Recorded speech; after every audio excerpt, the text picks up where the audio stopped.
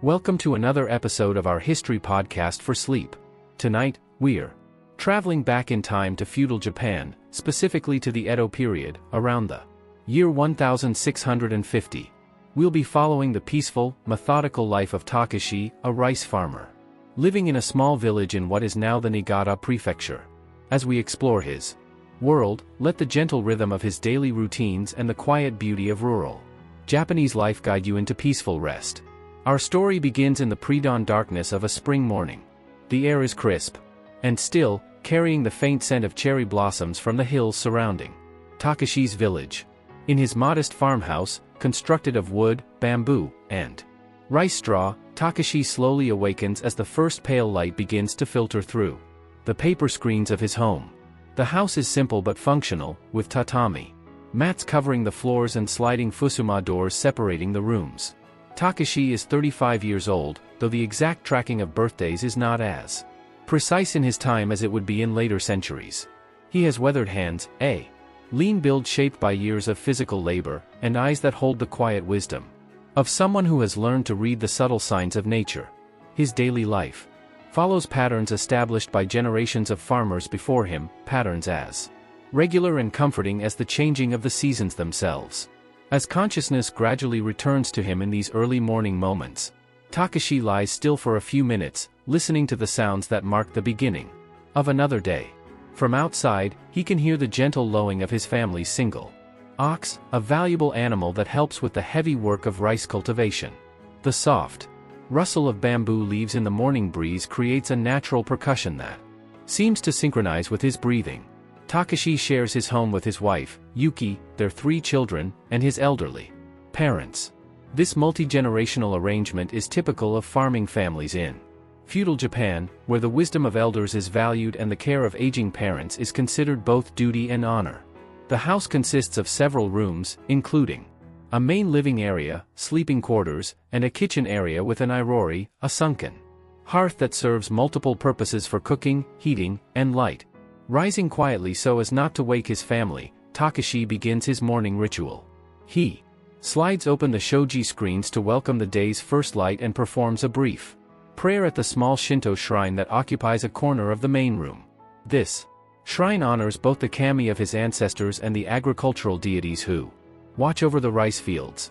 The prayer is simple, wordless, a moment of gratitude and intention setting that connects him to the spiritual dimension of his work. The morning air carries the promise of spring as Takashi steps outside his home. April in this region means the beginning of the rice planting season, one of the most critical periods in the agricultural calendar. The success or failure of this season's crop will determine not only his family's well-being but also their ability to meet the tax obligations to their feudal lord, known as the daimyo. Before beginning his fieldwork, Takashi visits the small vegetable garden that his wife Yuki tends beside their house. Here, among the neat rows of daikon radish, Chinese cabbage, and various herbs, he checks on the seedlings that will supplement their rice-based diet throughout the year. The garden represents a small but important degree of self-sufficiency, providing vegetables that can be pickled and preserved for the winter months. The rice fields themselves lie a short walk from the village center, spreading across the valley floor in an intricate pattern of terrace plots that seem to mirror the steps of a giant staircase ascending the hillsides. These terraces, called tanada, represent centuries of careful engineering and maintenance by countless generations of farmers. Each terrace must be precisely leveled to ensure proper water distribution, and the earthen walls between them must be constantly maintained to prevent erosion and water loss. Takashi's family owns approximately 1.5 acres of rice fields, divided into several small plots scattered throughout the village's agricultural area. This scattered distribution serves several purposes. It ensures that each family has access to fields of varying quality and drainage characteristics. It reduces the risk of total crop loss from localized flooding or other disasters, and it maintains the complex social relationships that bind the village community together through shared labor and mutual assistance. As he walks toward his fields in the growing dawn light, Takashi encounters other farmers beginning their daily routines. The social structure of village life is immediately apparent in these interactions. A respectful bow to Yamada-san, an elderly farmer whose family has lived in the village for many generations and whose opinion carries weight in village decisions. A friendly greeting to his neighbor Sato, whose fields adjoin his own and with whom he will cooperate in many farming activities throughout the season. A more formal acknowledgement of Watanabe-san, whose family, while still farmers, owns slightly more land and holds a minor administrative position in the village hierarchy. These social interactions, brief as they are, reflect the complex web of relationships that govern rural life in feudal Japan. The village operates as a semi-autonomous unit within the larger feudal system, with its own customs, traditions, and informal governance structures that complement and sometimes substitute for the official authority of the samurai class and their administrators. Reaching his fields, Takashi begins the morning inspection that will guide his work for the day. The rice seedbeds, prepared several weeks earlier, require constant attention during this critical growth phase. The young rice plants, still tender and vulnerable, have been growing in specially prepared plots with carefully controlled water levels and soil conditions. These seedlings will soon be transplanted into the main fields, but only when they reach the proper size and strength, and only when the conditions in the main fields are perfectly prepared to receive them. The inspection process is methodical and meditative. Takashi moves slowly through the seedbeds, crouching frequently to examine individual plants, checking the water levels, looking for signs of disease or pest damage, and assessing the overall health and development of the crop. This intimate knowledge of his plants, developed through years of observation and experience, allows him to detect problems before they become serious and to time his farming activities for maximum success. The water management system that feeds these fields represents one of the great achievements of Japanese agricultural engineering. An intricate network of canals, gates, and drainage channels distributes water from the village's main irrigation source, typically a river or large stream, to each individual field. The timing and amount of water delivery is governed by a complex system of water rights and usage schedules that has evolved over centuries to ensure fair distribution while maximizing agricultural productivity. As the sun climbs higher, Takashi begins the day's primary task, preparing the main fields for transplanting. This involves several distinct activities, each requiring specific tools and techniques. First, the fields must be plowed to break up the soil and incorporate organic matter from the previous year's rice stubble and any compost or fertilizer that has been added during the winter months. The plow Takashi uses is a simple but effective tool, designed specifically for the wetfield rice cultivation that characterizes Japanese agriculture. Unlike the heavy plows used in dryfield farming, rice plows are lighter and designed to work in muddy, waterlogged conditions. The plow is pulled by his family's ox, a sturdy animal that has been trained specifically for this type of work and whose value to the family can hardly be overstated. The plowing process is slow and rhythmic. The ox moves at a steady pace through the muddy field, its hooves making soft sucking sounds as they are lifted from the thick mud. Takashi walks behind, guiding the plow and ensuring that the furrows are straight and of the proper depth. This work requires considerable physical strength and endurance, but it also has a meditative quality that many farmers find deeply satisfying. As the morning progresses, other members of Takashi's family join him in the fields. His eldest son, now 14 years old and considered old enough for serious agricultural work, helps with the oxen and learns the subtle skills of plowing by observing and occasionally taking the reins under his father's supervision. His wife Yuki arrives after completing her morning household duties, bringing tools for the detailed handwork that will follow the plowing. The transition from plowing to harrowing represents another phase in the field preparation process. Harrowing breaks up the larger clods of earth left by the plow and begins the process of creating the smooth, muddy surface ideal for rice transplanting. The harrow used in Japanese rice farming is typically a simple wooden frame fitted with wooden or bamboo teeth that break up and level the soil as they are dragged across the field. During this phase of the work, the social and cooperative nature of village agriculture becomes most apparent. While each family is responsible for their own fields, many tasks are performed more efficiently when farmers work together. The village has developed informal but well-established systems for sharing labor, tools, and expertise that benefit everyone involved. For instance, the village owns several pieces of equipment that are too expensive for individual families to purchase and maintain on their own. A large, heavy Harrow that can be used for the initial breaking up of particularly difficult soil conditions. A threshing machine that will be essential during the harvest season. Various specialized tools for ditch digging, terrace maintenance, and other occasional but important tasks. The use of these shared resources is governed by traditions and agreements that have been refined over many generations. Priority is often given to families facing particular challenges, such as those with sick or elderly members, or those whose fields require attention during narrow windows of optimal weather conditions. The system operates on principles of reciprocity and mutual aid that strengthen community bonds while ensuring that all necessary work gets completed efficiently. As the sun reaches its zenith, marking the midday break that punctuates the rhythm of agricultural work, Takashi and his family pause for their main meal of the day.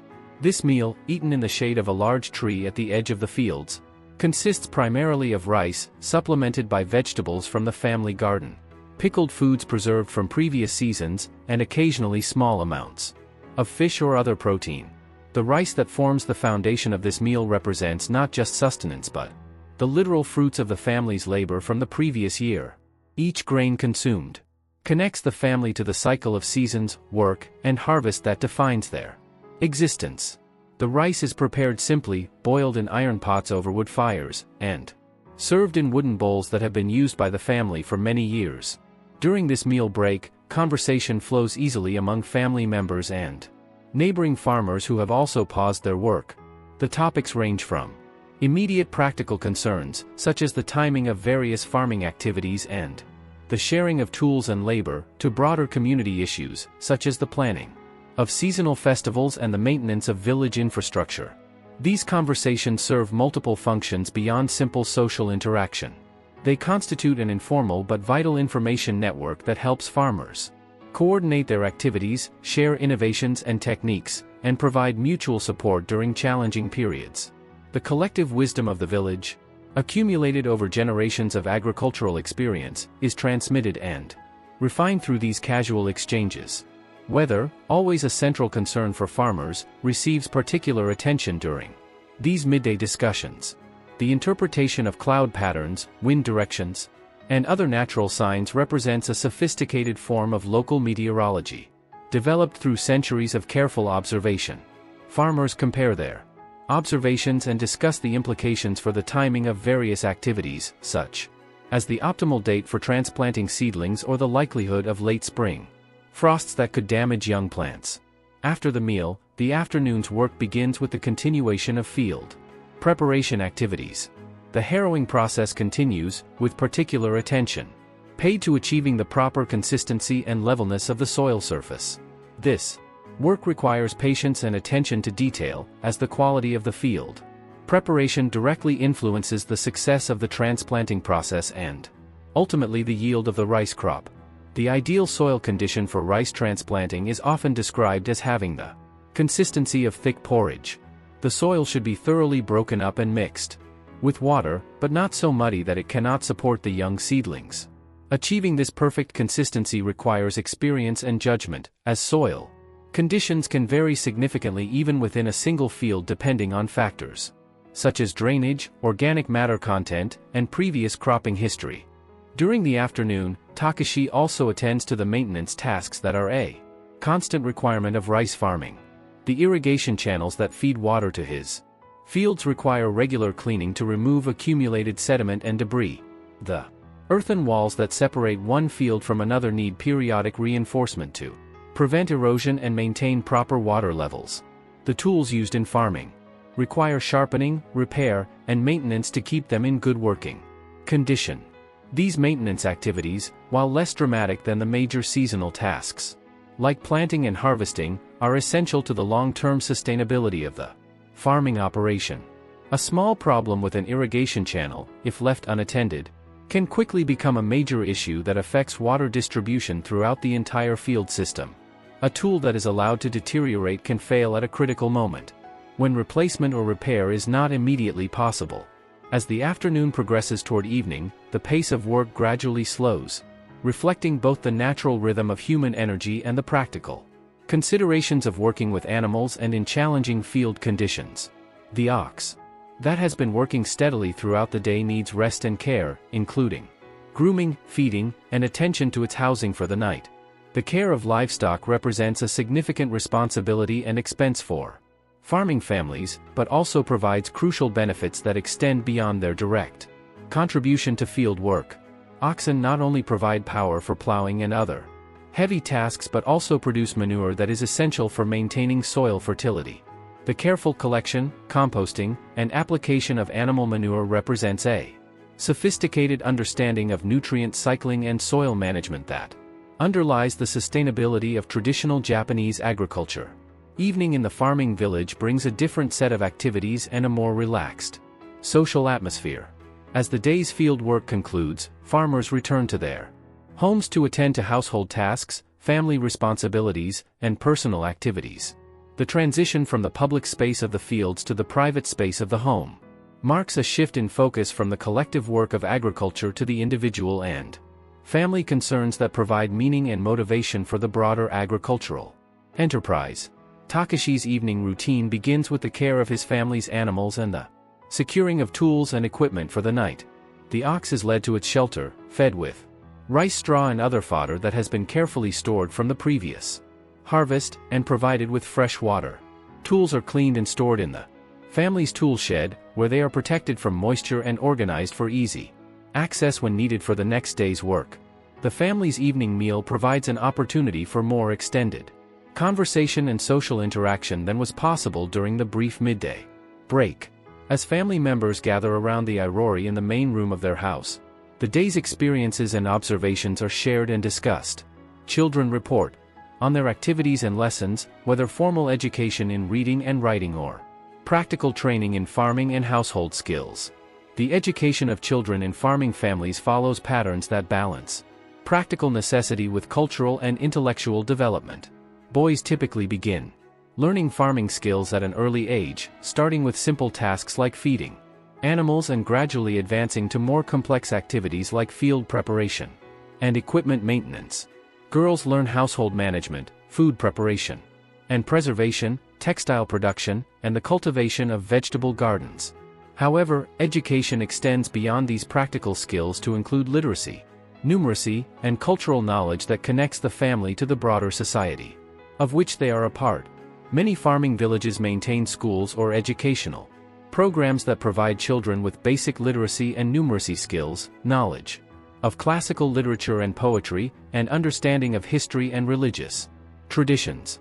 The evening hours also provide time for the various handicraft activities that supplement the family's income and provide many of the material goods needed for daily life. Yuki spends time each evening working on textile production, whether spinning thread from locally grown hemp or cotton, weaving cloth on a simple loom, or sewing and mending clothing for family members. These textile activities represent both economic necessity and cultural expression. The clothing worn by farming families is typically produced at home using locally grown fibers and traditional techniques that have been passed down through generations. The patterns, colors, and styles of clothing reflect regional traditions and family preferences while also indicating social status and economic circumstances. Takashi uses the evening hours for tool maintenance and the construction of various items needed for farming activities. Much of the equipment used in rice farming is produced locally by farmers themselves, using materials readily available in the rural environment. Wooden tools like hoes, rakes, and harvesting implements are crafted from local hardwoods using traditional woodworking techniques.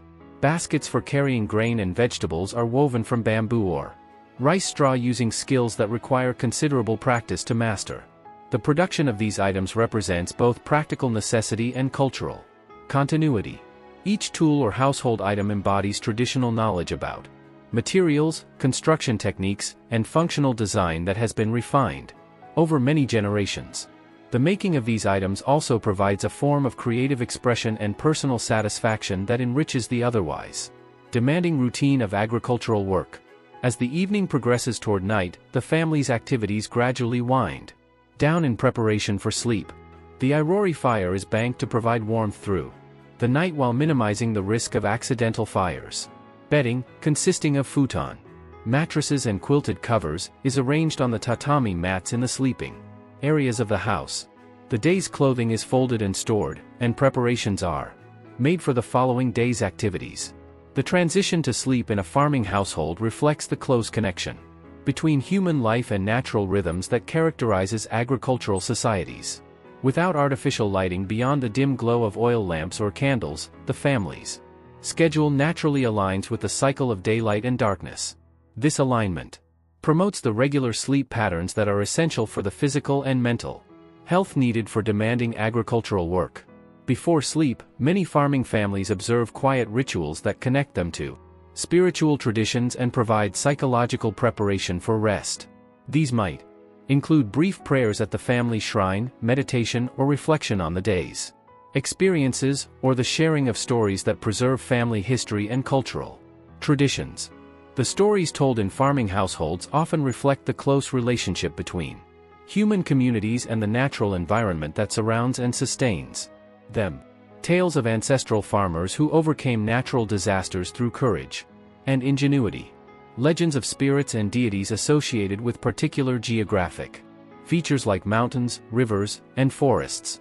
Accounts of seasonal festivals and community celebrations that mark important transitions in the agricultural calendar. These stories serve multiple functions beyond simple entertainment. They transmit cultural values such as perseverance, cooperation, and respect for nature. They provide models of appropriate behavior in various circumstances. They create a sense of continuity and belonging that helps individuals understand their place in the larger community and in the ongoing flow of historical time. As sleep comes to the farming household, the sounds of the night create a natural symphony that accompanies rest. The gentle lowing of cattle in nearby fields, the soft rustle of wind through rice stalks and bamboo groves, the distant sound of water flowing through irrigation channels, the occasional call of night birds or the rustle of small animals moving through the darkness. These sounds, far from being disruptive, provide a comforting audio environment that connects sleeping farmers to the natural world that defines their existence. The ability to sleep peacefully amid these sounds reflects a deep familiarity and comfort with the rural environment, while also demonstrating the relative safety and security of village life during this period of Japanese history. The night hours also represent a time of natural processes that are essential to agricultural success but largely invisible to human observation. Plants continue their growth and development during darkness, processing nutrients, extending roots, and preparing for the next day's photosynthesis. Soil organisms continue their work of decomposing organic matter and cycling nutrients that will be available for plant uptake. Water continues to flow through irrigation systems, maintaining the precise moisture levels needed for optimal crop development. Morning returns with the gradual lightening of the sky and the resumption of human activity throughout the village. Takashi awakens naturally as his body responds to the increasing light and the sounds of other families beginning their daily routines. The pattern of the previous day repeats, but with subtle variations that reflect the progression of the season and the ongoing cycle of agricultural activities. May brings the critical period of rice transplanting, when the seedlings that have been carefully nurtured in protected beds are moved to their permanent locations in the main fields. This process requires careful timing, as the seedlings must be sufficiently developed to survive the transplanting process but not so mature that the shock of moving damages their growth potential. The transplanting process itself represents one of the most labor-intensive and technically demanding aspects of rice cultivation. Each seedling must be individually removed from the nursery bed, transported to the appropriate location in the main field, and planted at the proper depth and spacing. The work is typically performed by hand, with workers standing knee-deep in muddy water and bending repeatedly throughout the day. The physical demands of transplanting require that the work be completed as quickly as possible to minimize damage to both plants and workers. This necessity has led to the development of sophisticated cooperative labor systems that mobilize the entire village during the transplanting season. Families reciprocate labor, with each household contributing workers to help their neighbors while receiving similar assistance for their own fields. The transplanting process begins before dawn, when the cooler temperatures reduce stress on both plants and workers. Teams of villagers gather in each field as it reaches readiness for transplanting, with experienced farmers directing the work and ensuring that proper techniques are followed.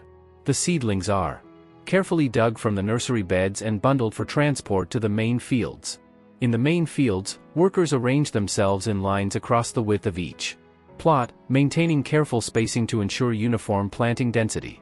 Each worker carries a supply of seedlings and plants them individually at marked intervals, using traditional spacing patterns that optimize plant growth while facilitating later cultivation activities.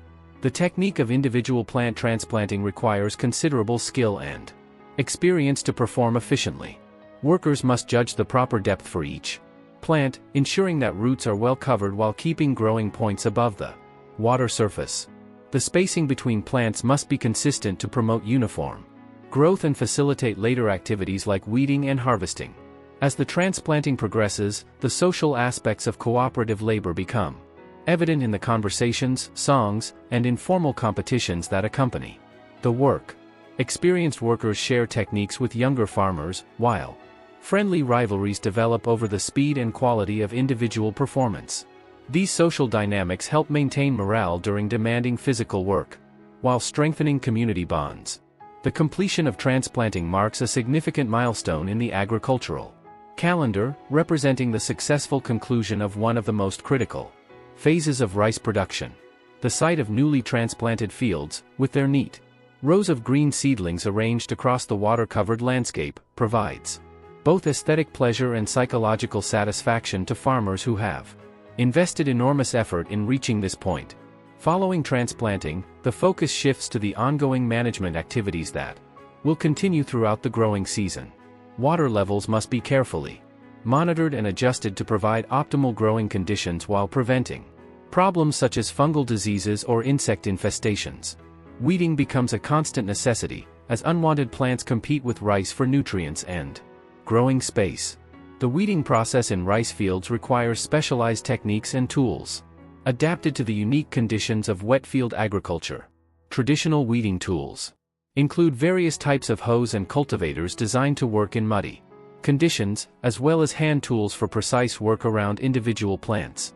The timing of weeding activities is critical, as weeds must be removed before they become established but after rice plants have developed sufficient strength to withstand the disturbance of cultivation.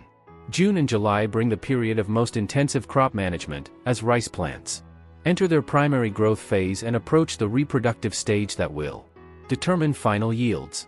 During this period, farmers must balance multiple competing demands on their time and attention while maintaining vigilance for potential problems that could threaten the crop. Water management becomes increasingly sophisticated as plants progress through different growth stages.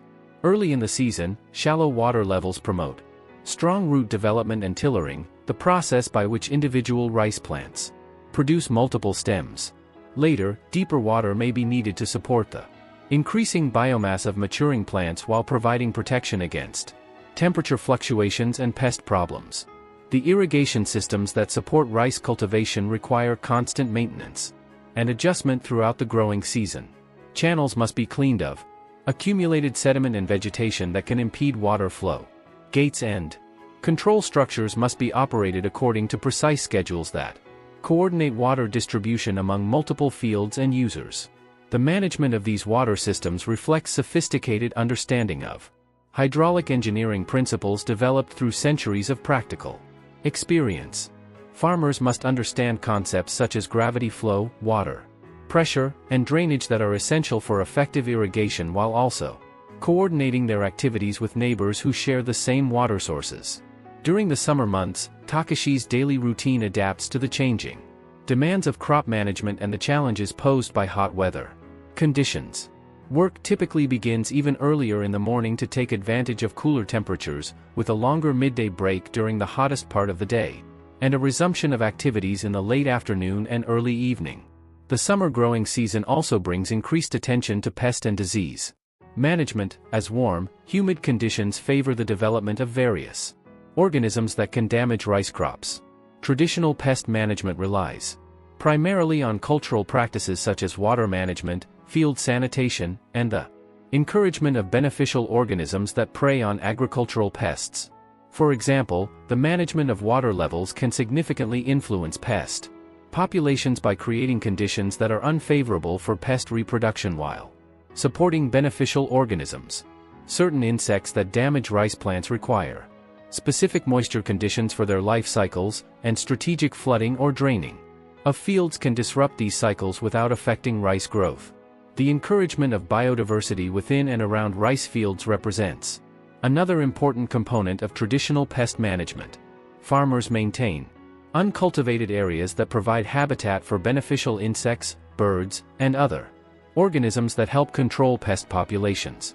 The timing of various farming activities is coordinated to avoid disrupting beneficial organisms during critical periods of their life cycles.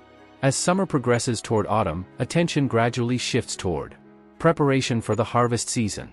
Fields are monitored closely for signs of grain development and maturation, while equipment and storage facilities are prepared for the intensive activities that will mark the culmination of the agricultural year. The rice harvest typically occurs in September or October, depending on local climate conditions and the specific varieties of rice being grown. The timing of harvest is critical, as rice must be cut when the grains have reached optimal moisture content for storage but before weather conditions cause grain quality to deteriorate. Harvest preparation begins weeks before the actual cutting of rice, with the preparation of tools, storage facilities, and processing equipment. Sickles and other cutting tools are sharpened and repaired, while threshing and winnowing equipment is assembled and tested. Storage areas are cleaned and prepared to receive the new crop, with particular attention to preventing moisture and pest problems that could cause losses during storage. The harvest itself represents the most intensive work period of the entire agricultural year, requiring the mobilization of all available labor for a concentrated effort lasting several weeks. The work typically begins before dawn and continues until darkness, with only brief breaks for meals and rest. The cutting of rice is performed using traditional sickles, curved blades designed specifically for efficiently cutting grain stalks close to the ground.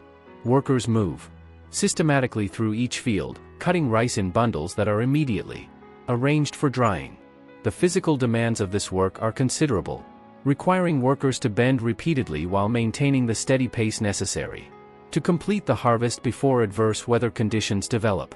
Following cutting, rice must be dried to the proper moisture content for storage and processing. Traditional drying methods involve hanging bundles of rice stalks on wooden racks or spreading them on mats in areas with good air circulation and protection from rain. The drying process typically requires several days to several weeks, depending on weather conditions and the initial moisture content of the grain. The threshing process separates rice grains from stalks and other plant material, traditionally accomplished using simple but effective tools such as flails or threshing boards.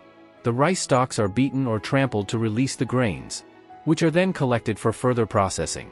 Winnowing removes chaff and other debris from the rice grains, typically accomplished by pouring grain from one container to another in a controlled manner that allows wind to blow away lighter material while heavier rice grains fall into the collection container. This process requires skill and experience to achieve efficient separation while minimizing grain losses. The completion of harvest activities marks both an ending and a beginning in the agricultural cycle. The successful completion of harvest represents the culmination of a year's worth of careful planning, hard work, and skillful management of natural resources. At the same time, harvest marks the beginning of the next agricultural year, as farmers immediately begin planning and preparation for the following season. October and November bring the post-harvest activities that complete the agricultural cycle while preparing for the dormant season. Rice fields are drained and prepared for winter, with crop residues either incorporated into the soil or collected for use as livestock feed or household fuel. Irrigation systems are maintained and prepared for winter shutdown, while tools and equipment are cleaned, repaired, and stored for the season. The processing of harvested rice continues throughout the autumn and winter months, as grain is gradually converted from its harvested form into the polished rice that will provide the foundation for family meals throughout the coming year. This processing involves several stages, including additional drying, hulling to remove outer husks, and polishing to remove bran layers and produce the white rice preferred for most culinary uses. Traditional rice processing relies on simple but effective tools and techniques that can be operated at the household level. Hulling is typically accomplished using wooden mortars and pestles, with grain being pounded to crack the tough outer husks that protect individual rice kernels. The hulled rice is then winnowed to separate kernels from husk fragments. Polishing removes the bran layers that give brown rice its characteristic color and nutty flavor, producing the white rice that stores better and cooks more quickly than unprocessed grain. Traditional polishing methods involve further pounding in mortars, with the degree of polishing being adjusted according to intended uses and storage requirements. The winter months provide a period of relative rest from intensive agricultural activities, but also represent an important time for planning, preparation, and maintenance activities that will support the success of the following year's crop. Fields are surveyed and planned for the next season, with decisions made about crop rotations, soil improvements, and infrastructure modifications. Tool and equipment maintenance becomes a major focus during the winter months, when farmers have time for the detailed work of repairing and upgrading their agricultural implements. Wooden tools are sanded, oiled, and repaired as needed, while metal components are sharpened, straightened, and treated to prevent rust and corrosion. The winter season also provides opportunities for the production of handicrafts and the undertaking of household projects that contribute to family self-sufficiency and economic security. Textile production continues throughout the winter, with the processing of fibers, spinning of thread, weaving of cloth, and production of clothing and household textiles. Food preservation and processing activities also continue throughout the winter, as families work to ensure adequate nutrition during the months when fresh foods are not available from gardens and fields. Rice is supplemented with preserved vegetables, pickled foods, and stored grains and legumes that provide dietary variety and essential nutrients. The social life of the village continues throughout the winter months, with increased opportunities for visiting, storytelling, and community activities that strengthen social bonds and transmit cultural traditions. Religious festivals and seasonal celebrations mark important transitions in the calendar while providing opportunities for community gathering and mutual support. Winter evenings in farming households are characterized by a slower pace and increased attention to family relationships and cultural activities. Stories are told that preserve family history and community traditions, while skills such as reading, writing, and artistic pursuits receive attention that may not be possible during the busier seasons of the agricultural year. The maintenance of family and community relationships represents an essential component of rural life that supports both individual well-being and collective security. Extended family networks provide mutual assistance during emergencies and challenging periods, while community organizations coordinate shared activities and resolve conflicts that might threaten village harmony. As winter gradually gives way to spring, the cycle begins again with the preparation activities that will support another year of rice cultivation. Seedbeds are prepared and planted, fields are inspected and maintained, and the complex coordination of labor, resources, and timing that characterizes successful farming communities is once again mobilized in pursuit of agricultural success.